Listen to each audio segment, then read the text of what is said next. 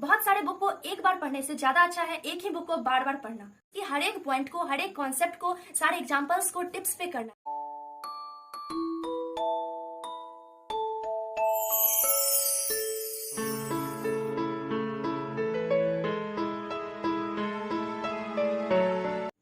Hello everyone, welcome to my YouTube channel Let's Be a Medico. I am Shweta Asman, first year BHMS student of RBTS Government HMCH Muzaffarpur. बहुत सारे book को एक बार पढ़ने से ज्यादा अच्छा है एक ही बुक को बार बार पढ़ना। आज मैं आप लोगों को नीट क्रैक करने के लिए मोस्ट इम्पोर्टेंट बुक्स के बारे में बताने जा रही हूँ, क्योंकि बहुत सारे स्टूडेंट्स को ये पता नहीं चल पाता है कि एग्जाम पॉइंट ऑफ व्यू से कौन सा बुक सबसे ज्यादा अच्छा है। इससे वो पढ़ते तो बहुत ज्यादा है लेकिन एग्जाम में अच्छा नहीं कर पाते हैं। तो चलिए सबसे पहले हम लोग बायोलॉजी के बारे में जानते हैं। बायो के लिए सबसे ज्यादा जो इम्पोर्टेंट बुक है वो है एनसीईआरटी। आपको सिर्फ और सिर्फ एनसीईआरटी ही करना है। उसकी हर एक पॉइंट को, हर एक कॉन्सेप्ट को, सारे एग्जाम्पल्स को टिप्स पे करना है। इतने अच्छे से कर लेना है कि अगर आप सोए भी हैं और आके आपसे कोई क्वेश्चन पूछ रहा है तो उसका आंसर आप सही से दे पाओ। क्योंकि बायो का एनसीईआरटी जो होता है ना वो बहुत इंपॉर्टेंट, जब आप पीवाईक्यूज बनाओगे तो उससे पता चल जाएगा।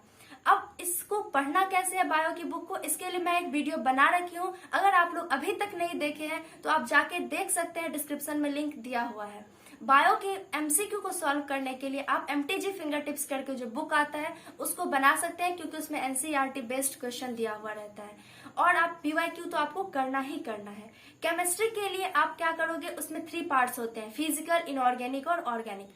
फिजिकल में आप अपने क्लास नोट्स प्रेफर कीजिए और साथ ही साथ कोई भी इंस्टीट्यूट का अगर मॉड्यूल है आपके पास तो आप वो प्रेफर कर सकते हैं और पीवाईक्यू करना है।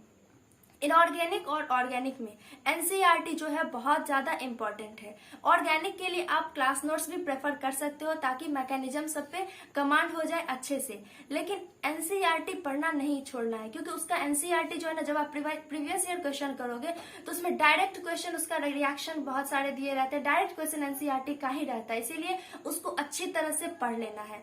ऑर्गेनिक में अगर आप क्वेश्चन सॉल्व करना चाहते हैं तो आप एमटीजी फिंगर टिप्स का भी कर सकते हैं, या फिर कोई मॉड्यूल है तो मॉड्यूल भी सॉल्व कर सकते हैं और पीवाईक्यू भी करना है। इनऑर्गेनिक के लिए भी आप कोई भी मॉड्यूल प्रेफर कर लीजिए।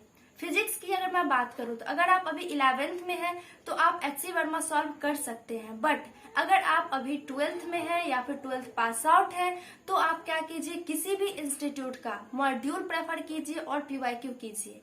साथ ही साथ आप मॉडर्न फिजिक्स वाला जो पोर्शन है, जैसे एटम्स है, न्यूक्लियाई है, उसका एनसीईआरटी थॉरोली रीड कर लीजिए, क्योंकि पिछले ईयर 2-3 साल पहले उससे भी क्वेश्चन आ चुका है। तो उसको भी अगर आप अच्छे से कर लेते हैं तो कोई भी क्वेश्चन मिस होने का कोई चांस ही नहीं रह जाएगा।